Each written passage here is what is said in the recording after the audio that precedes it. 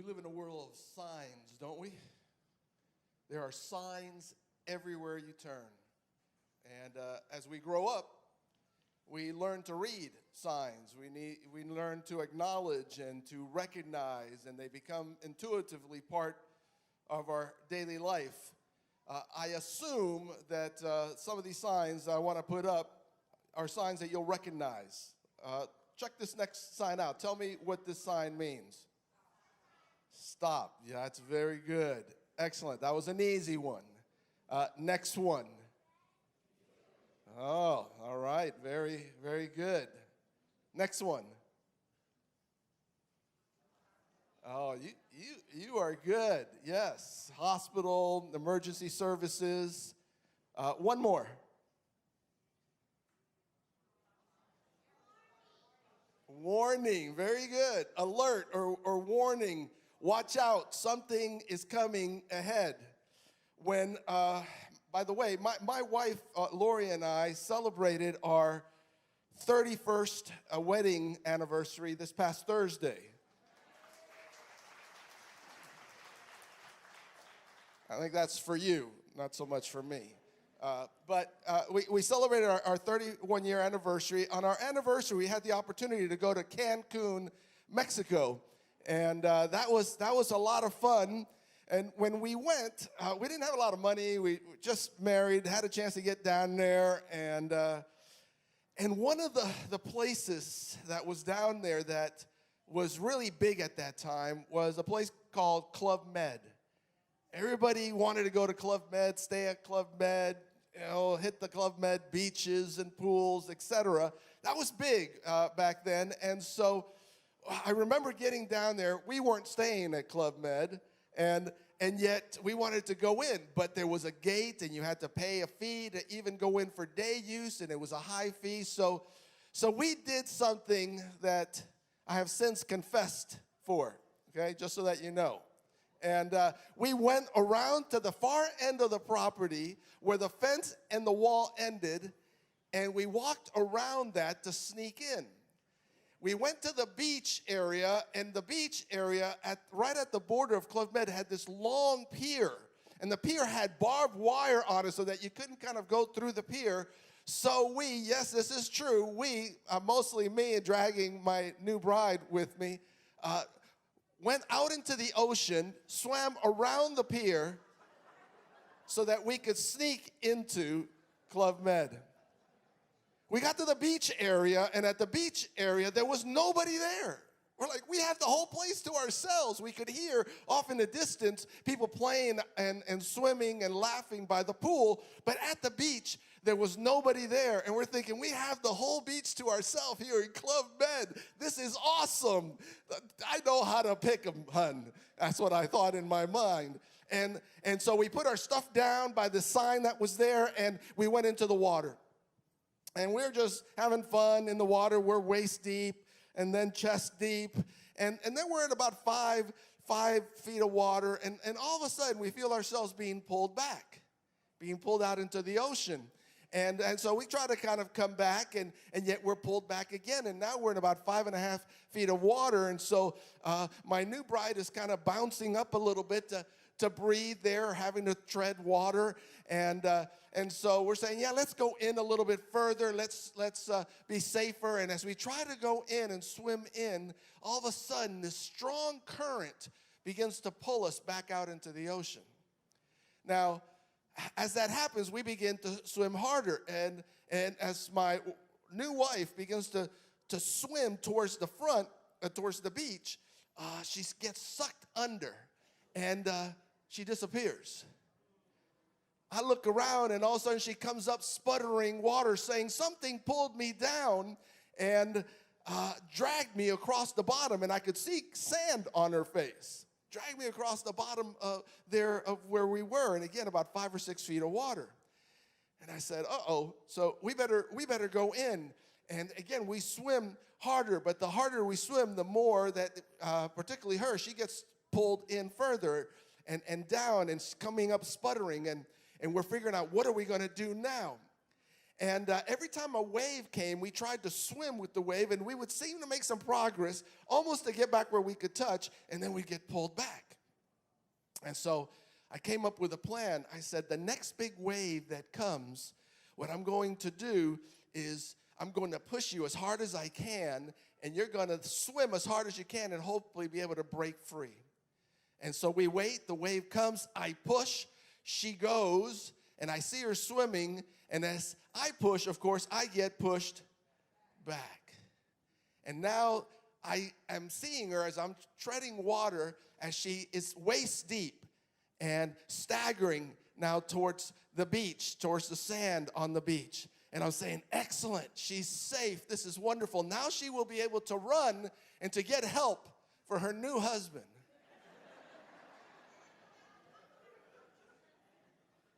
And thank you for the one amen, one kind soul. And so she gets to the sand, and I see her. She just collapses, lays down on her face. And I'm thinking, well, she's resting for a moment. And I'm continuing to tread water and to try to swim forward. She's not moving. And I'm thinking, what am I going to do? And for the next about 10 minutes, at least I think, 10 or 15 minutes, as she's laying there, not moving, resting, I'm swimming, trying to work my way back and get to where I can have a toehold or something. And little by little, I can feel that I'm about in 6 feet of water, so I'm kind of jumping up because I'm not 6 feet tall and coming down. And again, a big wave comes. I swim as hard as I can. I'm running out of energy. And all of a sudden, I'm able to get a toehold and kind of force it down in there and able to take a step. And finally, I work my way slowly towards the beach to where my wife is laying down. And I'm like, hon, I made it. She says to me, oh, I didn't even notice you weren't here. Like, excellent. We're off to a good start. And she rolls over, and we both sit up on this sand, and we look at the sign that we had placed stuff by, and this is what it said. Danger, no swimming allowed, strong current and undertow. Stay back 100 feet. We were swimming in this water because we had not read the sign. No wonder the beach was empty, right? You know, I think about this experience, and I think about the question, what purpose do signs have? When you think about it, when we see a sign, what purpose does that sign have? You know, either informs us or directs us or warns us or prepares us or advertises something. And you know, those are oftentimes the signs that we see and intuitively understand. And we're used to it because we live in a world of signs. We live in a world where there's signs everywhere. And they can be in a variety of different ways, those signs. They can have words, they can have numbers, they can have pictures, they can have icons. I mean, signs are everywhere that we look. There's even signs in human relationships, right? If you don't know that, then you're probably here by yourself, right? And if you don't understand that there's signs in human relationships. And men typically are accused of not having the greatest skill at picking up signs, especially from women or wives. There's the amen. Thank you. Right? I mean, but there are signs everywhere. This morning, I want to talk about a little bit about the signs of the second coming of Jesus, because oftentimes we talk about these signs, but we do so in a way that I think sometimes ends up being counterproductive or counter even intuitive to us. And it's important for us because as Seventh-day Adventists, the Seventh-day Adventist Church is very serious about the second coming of Jesus. So serious that we added it into our name, second coming, right? Seventh-day Adventist. The Advent implies the second coming of Jesus, that we are to live in anticipation, look forward to the second coming of Jesus. For years, we've been talking, right, about the second coming of Jesus. And as we wait for the second advent, we have looked for signs. We have looked for Jesus' soon return. And as individuals, we have responded some different ways. And as a church, we've even responded differently throughout history. So my question for us this morning, the question that I hope will come to a conclusion and have a conclusive answer for, is how should we respond to signs? Specifically, signs about the second coming.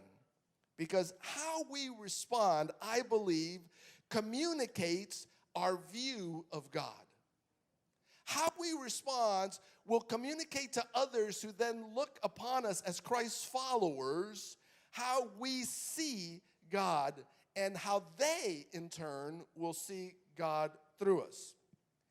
I'll give you an example. There are some people who love, and we all should, to look for signs. And particularly as we look at what's happening in the world, we often then, our minds, if we're on a spiritual focus, that we see or we think that, hey, look what's happening around the world, and what are we going to do? And one response, I guess I'll describe it this way, one response is like drinking Red Bull. Now, I've never drank Red Bull, but I've been around those who do. You know what Red Bull is, right? The drink, Red Bull. And what ends up happening oftentimes is people respond in that way. I have a friend who is a Red Bull addict. He lives in another state, and when I visit him, I am amazed at the amount of Red Bull that he consumes. So much so that I often want to have an intervention. Say, man, we got to do something about this. And maybe you know somebody like that. But what ends up happening is I've noticed that people tend to react to the signs of the second coming in a similar way. They read something in the news. They see something that's going on in the world, and they have what I will refer to as a Red Bull moment. Right? All of a sudden, their attention is heightened. They're energized. Their spiritual life comes alive. Their eyes are wide open. Their bodies are twitching in anticipation. And they want to be ready. The problem is that the same thing happens spiritually as does physically when the caffeine wears off. They crash. And they're in worse shape than they were before. Have you known anybody that this has happened to? They get so excited. And then when that sign isn't what they thought it might be, it wears off and they walk away. So I think an important question for us is how we respond.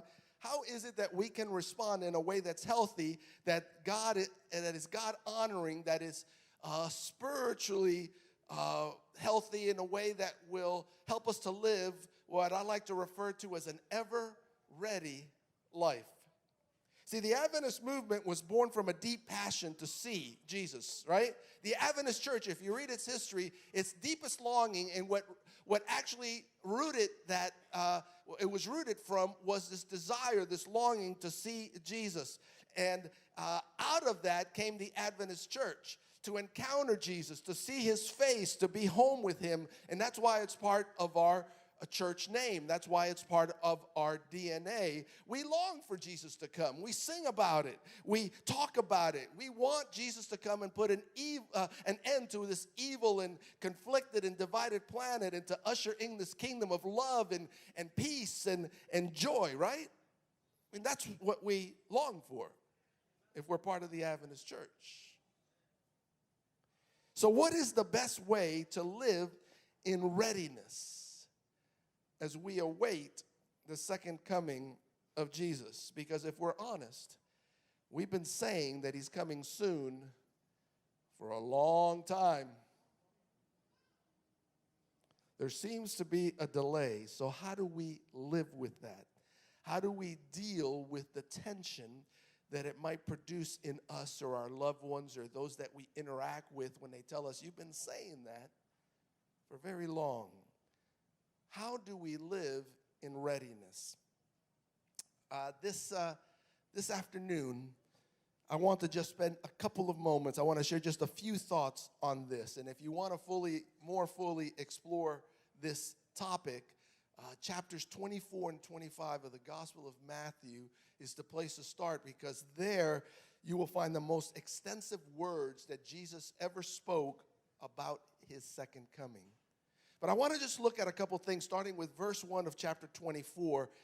And again, these two chapters are full, but I want to look at this and see what it might teach us when it comes to trying to live an ever-ready life in the midst of a delay.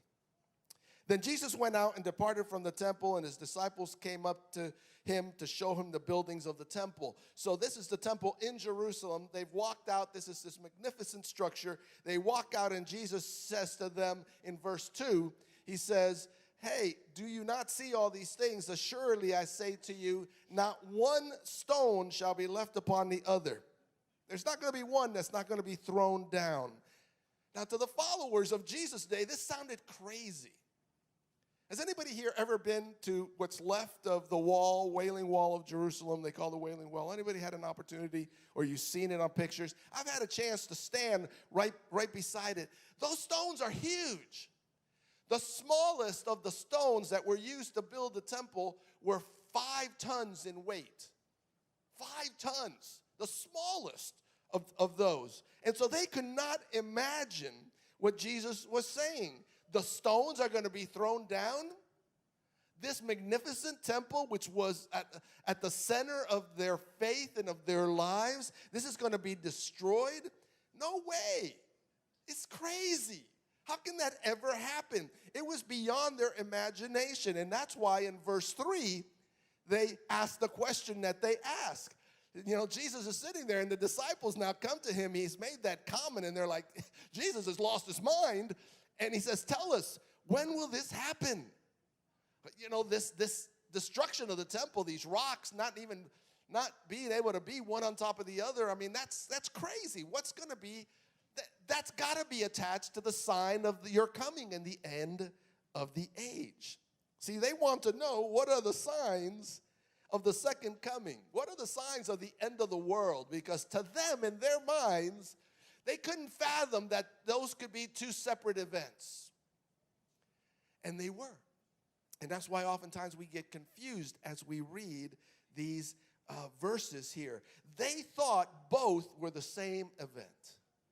If Jerusalem was going to be destroyed, if the temple was going to be destroyed, then that had to be the end of the world. It had to be. I mean, they could not imagine anything else. They could not imagine. And we think that way too, right? I mean, if you're old enough to remember when John F. Kennedy was elected president, it was like a Catholic in the White House. It's the end of the world, right? And we've done it since then, depending on the events, whether it's communism or Islam or whatever we want to fill in the blank, whether it's a natural disaster, whether it's an earthquake, whether it's a certain pope that gets into office there. And of course, every pope, it seems like, that gets elected had a brother that was a Seventh-day Adventist. And it's just crazy. It's crazy. And yet we do that all the time. So Jesus says, look, let me explain it to you, because you're not getting it. The destruction of the temple and the end of the world are not the same thing. When certain things happen that we think, oh, it must be the end of the world, they are not. And when we say that they are, we're actually discrediting Jesus' own words. We're doing a disservice to God's words by saying, it's the end, it's the end. And that's why Jesus goes on. And I want to look at a few verses, starting with verse 4. And see what he says. He says, look, let me explain it to you, because I hope that you will understand. And Jesus answered and said to them, take heed that no one deceives you. First thing is, it's going to be easy to be confused, to be deceived, because you're going to think that these two things go together, and it's not going to work that way, in fact. It's not going to work that way at all. And then he begins to give illustrations of that in verse 5, for many will come in my name. Many are going to say, hey, I'm Jesus, I'm the Christ, I'm the Messiah, I'm the deliverer. My way is the way. And so you'll be able to follow me. And then he says in verse 6, and you will hear of wars and rumors of wars. Like this is new news. Well, it's not. So don't be troubled, he says. These things are going to pass. And catch the last phrase. It's not the end. That's not the end when you hear wars and when things are disasters. The end is yet to come. Verse 7, nation will rise against nation and kingdom against kingdom. There's going to be famine and pestilences and earthquakes everywhere. And there's going to increase is actually what he's saying by putting those one after the other. It was a method of speaking that they saying those things are going to increase. And yet, hey, that's going to happen. And these, I love verse 8, these are the beginning, key word, the beginning of birth pains. Other versions say sorrows, the beginning of difficult things. That's the beginning, not the end. And yet we often confuse it by saying if these must be signs of the end, Jesus is coming soon. Jesus is coming soon. And then he goes on in verse 9, then he will deliver you up to tribulation and kill you. You're going to be hated by all nations, and many will be offended. Verse 10, and betray one another and hate one another. There's going to be false prophets. There's going to be lawlessness that abounds. He kind of goes on. And in verse 13, he says, but he who endures until the end, because these things, the implication is, are not the end, then whoever endures until the end, well, they will be saved. Oh, by the way, one other thing. The good news of Jesus, the gospel, will be preached in all the world as a witness to all nations. Then the end will come. Now, as we look at this text, I want you to keep this in mind, because the question that should enter into our minds as we read these two chapters that we often use for different reasons is he talking about the end of the world and his coming, or is he talking about the end of Jerusalem, which will happen 30-something years later? What is he talking about? And if we had time to unpack the whole two chapters, you would see the clear divisions. But in this section, his primary focus seems to be on the end of the world, the end of all existence here on this planet. And then starting in verse 15, Jesus seems to shift to the end of Jerusalem. And then later on in chapter 25, he shifts back to the end of the world and his second coming. Here's the problem. The problem is we often use the text intended to explain what's going to happen before the end of Jerusalem to think about, hey, those are signs before the end of the world. And what I want to do this morning in the couple minutes that remain is talk about some of those things that we like to quote, signs that we like to look for. And that's a dangerous way to live. I'm just going to wait until I see the sign, and I want to get my act together. I'm going to wait until I see this happen, because that's what it says, although it may apply to the end of Jerusalem, and then I'm going to stop doing that. And this is a dangerous way to live. And this is what Jesus is really addressing here, partly. One of the things, I should say, that he's addressing. And instead of asking and focusing on the time when Jesus will come, because if we focus on that, we want to focus on the destination. And let me unpack that for just one moment, because it's not about the signs in terms of when, it's about where and what's going to happen. See, the best words to summarize Jesus' statements regarding the signs is chapter 24, verse 42. Verse 42 gives us the key. Therefore, keep watch, for you do not know when. So what's the key word there? Yeah. The key word is that look for the signs so that you can figure out when. Watch. watch. And for what purpose should we watch? Keep watch is what he wants us to focus on, because the reality is Jesus will not come when we think he's going to come. Jesus is going to come when we do not expect it.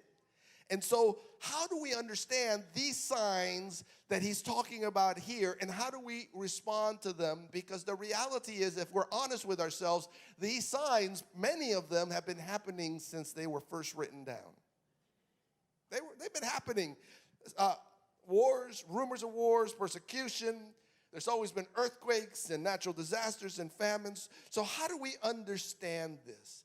I want to illustrate it this way. A few years ago, my family and I moved from Maryland to California. And my wife had to go on ahead, so I took our 2 young children and we did the road trip. And on the way there, their number one question was, are we there yet? And I would say, look at the signs. And I remember getting to a place where it said 50 miles left. See, we read the signs and are used to reading the signs in one particular way. The signs for us tell us how much longer it's going to take to get to that destination. 50 miles to get to California, yay. So we look for the signs and we say, it's got to be about a destination. 50 miles, almost there. But that's not how Jesus intended for us to read the signs. Jesus had something different in mind. Not for us to look and see, hey, here's some signs in the Middle East or in Rome or in Israel. Here's something that's going on. That's not what Jesus wants us to do, because that makes us think of signs in an unhealthy way. Let me turn a twist on this. Imagine if my wife had been with us on that trip, and imagine that she had been with child and she went into labor pains. How would that have changed the trip? Right? How would that have changed the trip? Because the reality is, if we look at verse 8 of what Matthew 24 has to say, verse 8 reminds us that all the events must take place, and when they do, when you see these signs, they're the beginning of birth pains. They're the beginning of like a woman who's in labor with a child. So what would I know if my wife was with me on that trip and she went into labor? I would know 2 things at least. One is that that trip still had some challenges left in it. There was going to be some pain. There's going to be some challenges. There's going to be some suffering still that's going to take place. And I would understand that. And the second thing that I would know that Jesus knew is that, hey, it's going to be hard. And I'm not going to be there right away. And so Jesus, knowing that we would go through a difficult time, Jesus, knowing that our journey to the promised land would be difficult, said, I'm going to give you some signs, but those signs aren't there to tell you when. Those signs are there to tell you you're on the right road. You're headed in the right direction. Don't give up, even though Jesus is not come yet. Don't give up, because you're on the right road. You see the signs, and the signs tells us you're tracking. You're headed in the right direction. We don't know when. That's not the purpose of the signs. The purpose of the signs is to know that we are headed in the direction that God wants us to head. It's about being on the right road. So what's the lesson for us? It's really about living an ever-ready life. It's really about not worrying about trying to figure out when. It's about living as if today is the day that you meet your Maker. It's about understanding that Jesus wants us to journey with him. Sometimes the journey, as we wait for the second coming, we might wonder, has God forgotten about us? I mean, that's just part of the reality. I wonder that, God, look what's going on in the world, in my life, in those close to me. God, have you forgotten about me? Have you forgotten? And Jesus is saying, look, when you see the signs, it's a reminder that I'm still in control. You're on the right track. You're on the right road. Yeah, the journey's going to be like a woman in labor pains. It's not going to be easy. It's going to be difficult. But it's a reminder that we should live ever-ready lives. So this afternoon, I want to remind you that you are still on the right road.